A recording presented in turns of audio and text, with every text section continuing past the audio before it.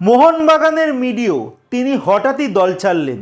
তার আপডেট দেবো আজকের এই ভিডিওতে। থাকছে ইস্টবেঙ্গলের নাসিব রহমান, তিনিও ইস্টবেঙ্গল ছাড়লেন, তারও আপডেট দেবো আজকের এই ভিডিওতে। থাকছে আই লিগ চ্যাম্পিয়ন করা মোহামেডানের বিদেশি খেলোয়াড়, তিনি এবার নতুন দলে সাইন করলেন, তার আপডেট দেব। এছাড়া থাকছে বেঙ্গালুরু এফসির একজন উইঙ্গার, তিনি এবার ইন্টার কাশিতে যোগদান করলেন। সমস্ত খবর এক এক করে বলবো। তার আগে প্রতিদিনের মতো বলবো, খেলার আপডেট খবর পাওয়ার জন্য আমাদের চ্যানেলটিকে সাবস্ক্রাইব করতে একদম ভুলো না। তো চলো শুরু করা যাক আজকের প্রথম আপডেট। আজকের প্রথম যে আপডেটটি দিয়ে শুরু করব সেটা উত্তরাখণ্ডের একজন খেলোয়াড়, যার নাম রোহিত দানু, যিনি লাস্ট ইয়ার অবধি খেলছিলেন বেঙ্গালুরু এফসিতে। আর বেঙ্গালুরু এফসি এই রোহিত দানুকে অফিসিয়ালি কিন্তু ছেড়ে দিয়েছে, তারা সোশ্যাল মিডিয়াতে পোস্ট করে জানিয়ে দিয়েছে। এই রোহিত দানু 23 বছর বয়সী উত্তরাখণ্ড থেকে আসা একজন উইঙ্গার খেলোয়াড়, যার কেরিয়ার সবার প্রথম শুরু হয়েছিল ইন্ডিয়ান অ্যারোস থেকে, যেখানে তিনি ইন্ডিয়ান অ্যারোসের হয়ে 21টা ম্যাচে 4টে গোলও করেছিলেন। পরবর্তী সময়ে 2 বছর তিনি হায়দ্রাবাদ এফসিতে খেলেছিলেন। হায়দ্রাবাদ এফসিতে 35টা ম্যাচে 2টো গোল করেছিলেন। তার পরবর্তী সময় তিনি বেঙ্গালুরু এফসিতে চলে যান, আর বেঙ্গালুরু এফসিতে তিনি প্রথম 11-এ স্টার্টিং পাচ্ছিলেন না। আর এই খেলোয়াড় এই মুহূর্তে ইন্টার কাশি, যারা এই বছর প্রথমবার আইএসএলে খেলবে, সেই দলে তিনি সাইন করে দিলেন। তো এবার দেখা যাক এই দলের হয়ে আইএসএলে তিনি কেমন পারফরমেন্স করেন। এর পরের যে আপডেটটি দেবো, মোহামেডান স্পোর্টিংয়ের একজন আই লিগ চ্যাম্পিয়ন করা বিদেশি খেলোয়াড়, উজবেকিস্তানের খেলোয়াড়, 30 বছর বয়সী মিডফিল্ডার, যার নাম মির্জালোভ কাসিমোভ। এই খেলোয়াড়টি বর্তমানে উইথআউট ক্লাব ছিলেন। এই মুহূর্তে তিনি আই লিগের ক্লাব গোকুলাম কেরালা এফসিতে সাইন করে নিয়েছে। গোকুলাম কেরালা তারা এই বছর আই লিগের জন্য দারুণভাবে দল তৈরি করছে, আর আগামী 21শে ফেব্রুয়ারি থেকে কিন্তু আই লিগ এই বছরে অফিসিয়ালি শুরু হতে চলেছে। তার আগে এবার সমস্ত দল এক এক করে খেলোয়াড় সাইন করাতে শুরু করেছে, আর পুরনো এই পরীক্ষিত মির্জালোভ কাসিমভকে কিন্তু এবার সাইন করে নিল গোকুলাম কেরালা।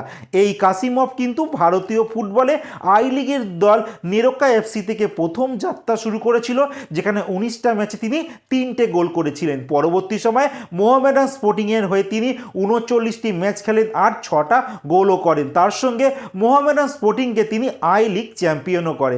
যাই হোক, এর পরের যে আপডেটটি তোমাদের দিতে চলেছি, মোহনবাগান সুপার জায়েন্ট দলের একজন ভারতীয় মিডফিল্ডার, যার নাম সালাউদ্দিন আদনান, যিনি লাস্ট ইয়ারে যোগদান করেছিলেন মোহনবাগান সুপার জায়েন্টে, যিনি কেরালার একটি দল আছে মুথুট ফুটবল একাডেমি, সেখান থেকেই তিনি মোহনবাগান সুপার জায়েন্টে যোগদান করেন।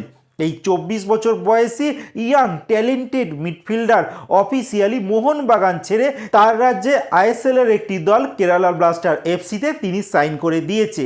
এই সালাউদ্দিন আদনান তিনি মোহনবাগানের হয়ে আইএসএলের একটি ম্যাচও খেলেননি, কিন্তু মোহনবাগানের হয়ে তিনি সুপার কাপ খেলেছেন, সিএফএল খেলেছেন, আরএফডিএল খেলেছেন, এছাড়া ডুরান্ড কাপও তিনি খেলেছেন। যাই হোক, এই খেলোয়াড়টি পার্মানেন্ট ডিলে কিন্তু কেরালা ব্লাস্টার এফসিতে এবার সাইন করে দিল।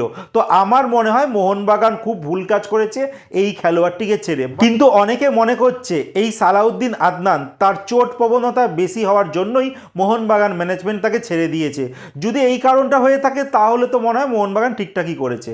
যাই হোক, এর পরের যে শেষ যে আপডেটটি দেবো আজকের এই ভিডিওতে, সেটা ইস্ট বেঙ্গলকে নিয়ে।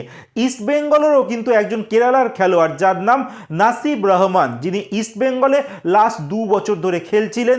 যেই খেলোয়াড়টি ইস্ট বেঙ্গলের হয়ে আইএসএল স্কোয়াডের চান্স না পেলেও আরএফডিএল, সিএফএল এছাড়া রিজার্ভ দল, আউটসাইডার যে সমস্ত টুর্নামেন্ট পার্টিসিপেট করে, সেই সমস্ত টুর্নামেন্টে এই নাসিব রহমান কিন্তু খেলেছে। এই উল্লেখযোগ্য অ্যাটাকিং মিডফিল্ডার তিনি ইস্ট বেঙ্গল থেকে লোনে চলে গেলেন আই লিগের তার রাজ্যের দল গোকুলাম কেরালা এফসিতে। বলে দিই, ইস্টবেঙ্গলের এই নাসিব রহমান এই বছরই শেষে গিয়ে ইস্টবেঙ্গলের সঙ্গে তার চুক্তি শেষ হচ্ছে। আর ইস্টবেঙ্গলে তিনি এসেছিলেন 2023 সালে, তারপর থেকেই তিনি ইস্টবেঙ্গলের রিজার্ভ দলের হয়ে দারুণ পারফরমেন্স করেছে। তো অনেকেই আশা করছিল এই নাসিব রহমান হয়তো এই বছর ইস্টবেঙ্গলের আইএসএল স্কোয়াডের চান্স পাবে, কিন্তু আলটিমেট সেই জিনিসটা আর হলো না। তিনি চলে গেলেন লোন ডিলে গোকুলাম কেরালা এফসিতে। এবার দেখা যাক ইস্টবেঙ্গল তাদের এই খেলোয়াড়ের দলের সঙ্গে পরবর্তী সময় কন্ট্রাক্ট এক্সটেন্ড করে কি না। বাট ইস্টবেঙ্গলের এই খেলোয়াড়ের সঙ্গে এই মরশুমের শেষেই কিন্তু কন্ট্রাক্ট শেষ হয়ে যাচ্ছে। তোমাদের কি মনে হয় নাসিব রহমানের সঙ্গে ইস্টবেঙ্গলের কন্ট্রাক্ট এক্সটেন্ড করা উচিত? যদি হ্যাঁ হয়ে থাকে তাহলে তোমরা কমেন্টে জানাও, আর যদি না হয়ে থাকে তাও তোমরা কমেন্টে জানিয়ে যেও।